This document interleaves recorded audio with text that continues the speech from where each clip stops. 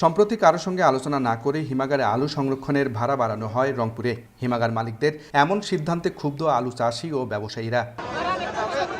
এরই প্রতিবাদে সোমবার দুপুরে রংপুরের মিঠাপুকুর উপজেলার বৈরাগীগঞ্জে রংপুর ঢাকা মহাসড়ক অবরোধ করে বিক্ষোভ করেন তারা।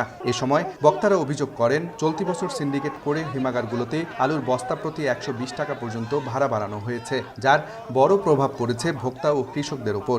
কৃষকেরা আবাদ করলাম মাঠে, ওই দেখানে বউ ছয় না খেয়ে আমরা মাঠে খেলাম, কিন্তু এরা ঘরে ফ্যানের মধ্যে বসিয়া ভাড়া নিয়ন্ত্রণ করে। ভাই যে পরিশ্রম করে কৃষি উৎপাদন করছে দেশবাসীর জন্য, সে দেশবাসীরা ন্যায্য মূল্য পাচ্ছে না, তারা খাইতে পারতেছে না। মালিককে অনুরোধ করতেছি তারা যেন আমাদের স্টোর ভাড়া কমিয়ে দেয়, 380 টাকার বদলে 280 টাকা করে। শিগগিরই ভাড়া না কমালে আগামীতে কঠোর আন্দোলনের হুঁশিয়ারি দেন তারা। আমরা শান্তিপূর্ণভাবে এদের সঙ্গে অনেক আলোচনা করছি, রেজাল্ট জিরো। এর বাধ্য হয়ে আমরা আজকে কৃষক জনতা, সব ব্যবসায়ী সবাই মিলে আমরা আজকে রাজপথে নামছি।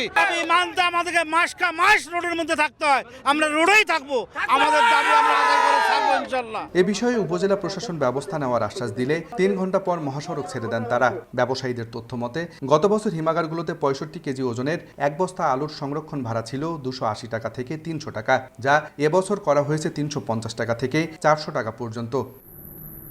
আব্দুর রশিদ জীবন, সময় সংবাদ, রংপুর।